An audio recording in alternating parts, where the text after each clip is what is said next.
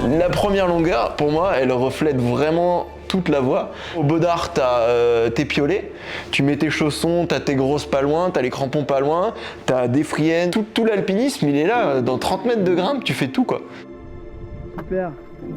Et là, c'est vrai que cette nuit-là, c'était hyper inconfortable quoi. Tu te dis, putain, mais là, 4 jours comme ça va jamais le faire quoi.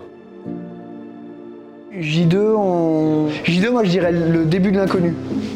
Parce qu'en fait, on a commencé au sortir du bivouac à se dire ok, bon là c'est où? Et finalement, c'est déjà une journée où on était pas mal dans le doute et dans l'interrogation, et c'est ce qui va suivre toutes les 2 jours d'après.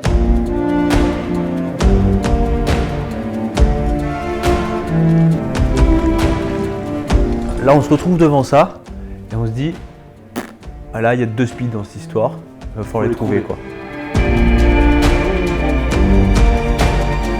Tu t'envoies des longueurs que avec des protections amovibles dans des endroits hyper raides avec un niveau technique quand même assez élevé.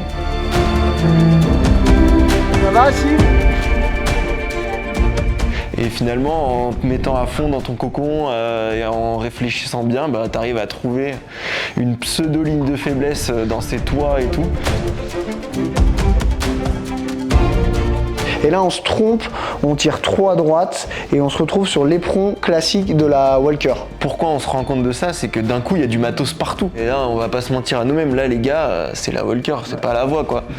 On a refait une longueur là et on a fait un rappel dans une goulotte qui séparait 2 éperons en diagonale pour rejoindre l'autre éperon. On n'est plus du tout dans l'inconnu là. Là, on sait où on va, on voit la ligne de fissure évidente en face de nous.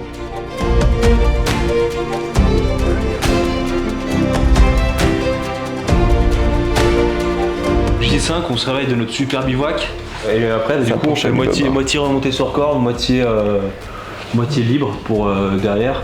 Et là, en 3 longueurs, je nous sors au sommet. Je pense que c'est un moment que j'oublierai jamais.